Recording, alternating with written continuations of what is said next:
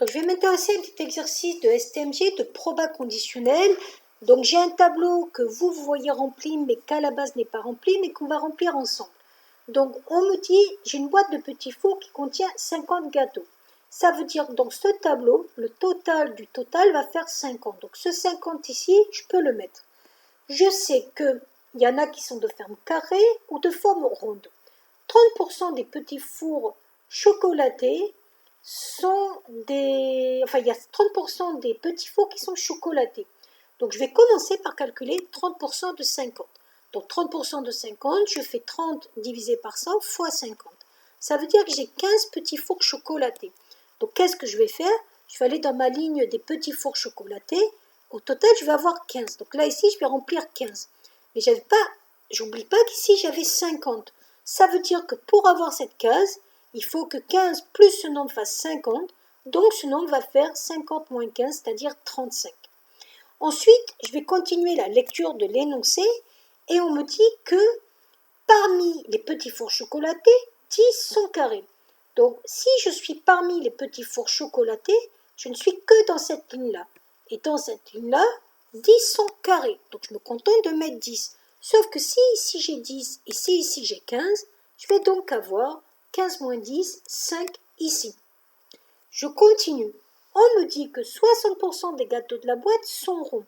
Je calcule 60% des 50 gâteaux. 60 divisé par 100 fois 50, donc 30 gâteaux sont ronds. Ça veut dire qu'ici, je vais avoir 30 gâteaux. Donc, si j'ai 30 gâteaux ici, et si j'en ai 50 au total, c'est qu'ici, j'en aurai donc 20. Et à partir de là, je peux compléter. 20 moins 10, j'en aurai 10 ici. Et 30 moins 5, j'en aurai 25 ici. Et là, j'ai terminé le tableau et je vais pouvoir commencer à travailler. Donc, déjà, on peut essayer de voir toutes les probabilités des événements qu'on me demande. D'abord, probabilité de l'événement A, l'enfant choisit un petit four carré. Des petits fours carrés, au total j'en ai 20, sur un total de 50. Donc P de A égale 20 sur 50. B, l'enfant choisit un petit four méringué. Les petits fours méringués, au total j'en ai 35, sur un total de 50. Donc P de B égale 35 sur 50. C, l'enfant choisit un petit four carré et méringué. C'est-à-dire que je veux à la fois A et à la fois B. Donc à la fois carré et méringué, c'est donc cette case ici. J'en ai donc 10 sur 50. Le D, c'est ou carré ou méringué. En mathématiques, le ou, c'est l'union. J'applique la formule de l'union. P de A union B égale P de A plus P de B moins P de A inter B. Je n'ai plus qu'à remplacer par tout ce que j'ai trouvé avant et j'aurai ma probabilité de l'union. Après, on me demande quelle est la probabilité conditionnelle de B sachant A. Alors, il y a deux façons de faire ça. Soit vous appliquez la formule B sachant A, c'est-à-dire mon nouvel univers c'est A, on va faire P de A inter B sur P de A. L'avantage, c'est qu'on a tout calculé au début. Ça fait 0,2 sur 0,4.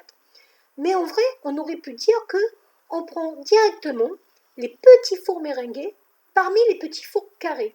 Donc les petits fours carrés, il y en avait 20. 10 sur les petits fours méringués, c'est donc 10 sur 20 pour la probabilité. Pareil pour quelle est la probabilité qu'il soit carré sachant qu'il est méringué. On peut le faire avec la formule. P de ça, A sachant B, c'est P de A inter B sur P de B et on remplace. Mais on aurait pu très bien dire qu'on prend tous les petits fours méringués, il y en avait 35, et parmi ceux-là, on prenait les carrés. Donc 10 sur 35. Donc grâce à ce tableau, vous voyez qu'en vrai, on peut raisonner de deux façons. Voilà!